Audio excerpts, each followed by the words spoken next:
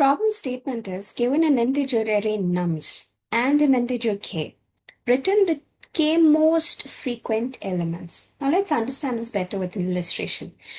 This is the integer array given nums with the numbers 1, 1, 1, 2, 2, and 3. And the integer k that's given is 2. And what are we anticipated to return? The anticipated output has to be the top k most frequent elements. And if you see here, 1 appears 3 times in the array and 2 appears 2 times in the array. That is why the output is 1 and 2. Frequently appearing elements are 1 and 2. Now, how many frequently appearing elements you want? That parameter, that metric is k. Okay. Since k is 2, that is why top 2 frequent elements. Well, in this case, 1 and 2. Suppose, let's say, if k was 1 instead of 2, then we only return 1. We don't return 2 because the top 1 frequent element is 1. Okay.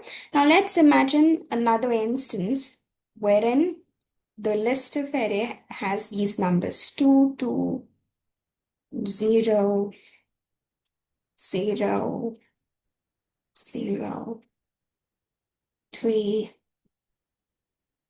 1, 1, 1, and 1. Okay. Now, if you see, and let's say k here is 3. Now, what do you understand by that? 3 most frequently appearing elements. Now, 2 appears twice. Okay. 0 appears 3 times. 3 appears once. And 1 appears 4 times. Okay. And what do we want? We want the 3 most elements. The first element that appears more frequently is 1 because the count is 4. And the second most frequently appearing number is 0 as the count is 3. Then the third most frequently appearing number is 2 as the count is 2. Therefore, the output array is going to look like 1, 0, and 2. Now, in the same case, if we tweak this k, let's say top 2 frequently appearing numbers, then we will limit the output array only with 1 and 0. So this is the problem statement. We have an integer array nums and a parameter or a metric that is associated to this integer array k that decides what numbers you're supposed to return or how many numbers you're supposed to return. Those numbers are more frequent elements in the given array. Okay. Now let's have a quick dry run of the optimized solution. Step 1, we store the frequencies in a hash map. Now let's say we've got this array 1, 1, 1, 2, 3, 2. Okay.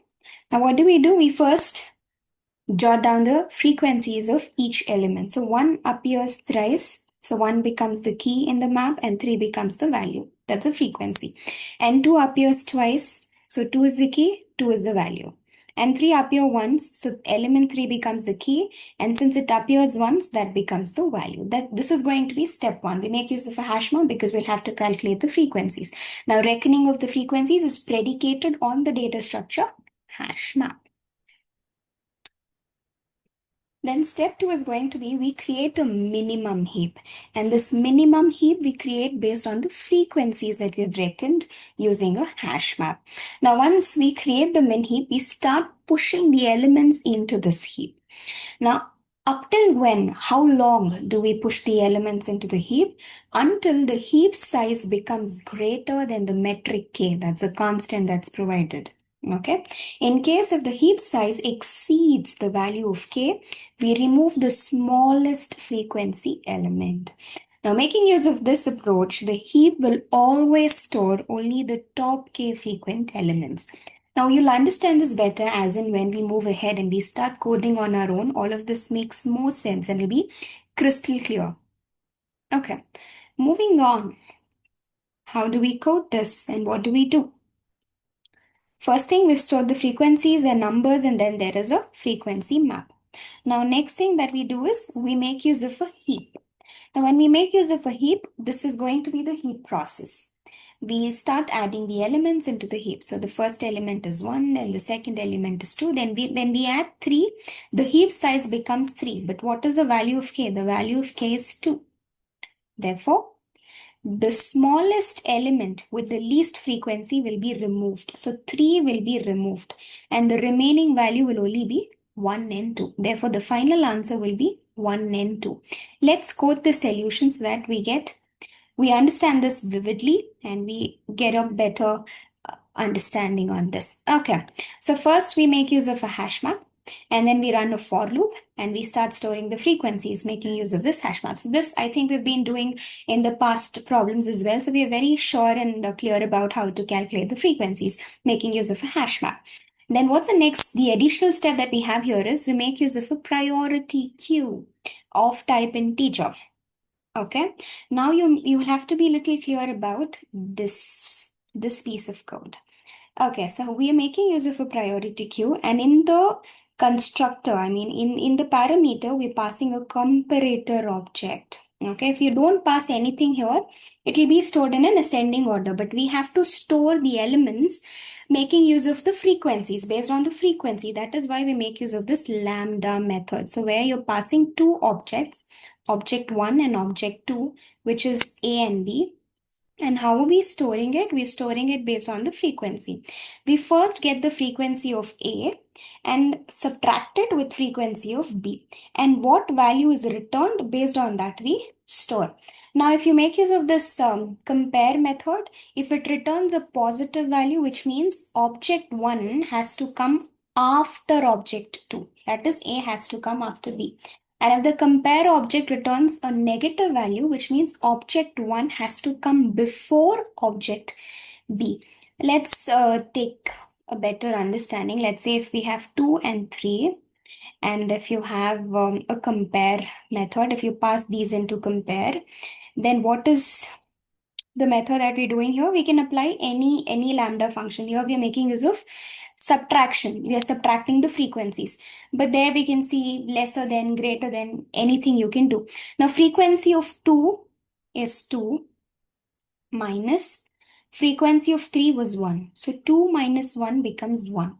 Now 1 is a positive number. So when it is a positive number, 2 has to come after 3. That is how it will be stored in the queue. So first will be 3, then will be 2. Now do you see the process of how it is storing? It is storing based on the frequency. 3 has least frequent. 3 is the least frequent element. That is why it is at the top of the queue, so that when the queue size exceeds k, we will remove the first element and the element that is shoved out from the queue will be the least frequent. So we'll only have the top k frequent elements that we actually need to return, right? That is how the process is. That is why we make use of this lambda function a and b. And what are we doing? This frequency map of a, frequency map dot get of a, that is value of a, and then value of b from the map, that is the count, how many times it appears, and based on that we create this priority queue. Okay, now after creating the priority queue, you start shoving. We will first have to reckon the frequencies, thereby we make use of the hash map. Okay, key is of type integer, values of type integer, map equals new hash integer, integer.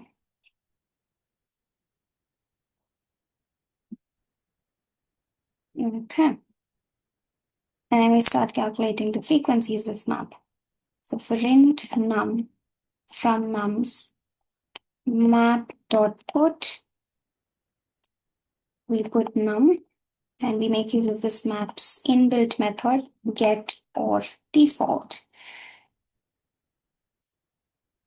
We have to look for this element num. In case if it is present, we return its value. If it's not present, we return a default value, which is 0. And plus 1 to this, because whatever value it returns, we increment and then shove it back to the map. Then once we are done calculating the frequencies, we create a priority queue. Okay, which will be of type integer. Let's name it as heap new priority queue Prepare an type feature. Now, one thing that you have to pay attention here is we make use of the lambda function a comma b, and we're storing it based on the frequency. That is why we use this map dot get of a minus map dot get of b, which so here we are creating a comparator object, and this comparator object is going to return the value based on the subtraction, that is get of a minus get of b.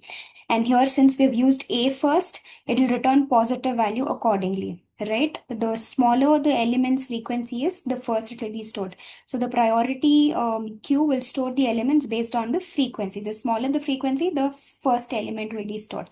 Accordingly, it will go. Then we start loading this priority queue. So we make use of a for loop again, but this time it is going to be the key set of the map. Okay, and we start putting the values. Num. And we always look for, in case of the size of the heap, sorry, if heap dot size, if it exceeds the value k, then we'll have to do heap dot o. We remove the least frequent element. Okay, now once we are done having the top key element in the priority queue, we have to copy that to an integer array because we have to return the integer array. Let's say result, and its capacity is going to be k because top k frequent element, right?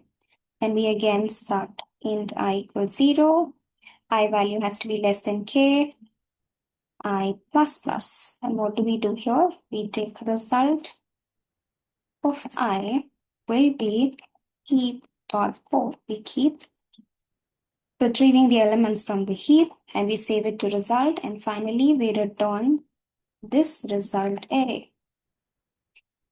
All right, let's submit. Okay, there we go. So we've cleared 23 test cases. The runtime is optimal.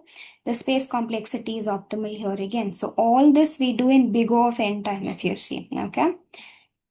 There's no nested for loop. And the size, the space complexity will also be big O of n. Or you can say the space complexity has to be big O of k. No, let's take it as big O of n because in map we use all nums, right? So the space complexity will also be big O of n. So there's no exponential space complexity. Or this brings us to the end of the video. If you found something knowledgeable, then do like, share, and subscribe to stay tuned. And we shall see you on the next video of DSA.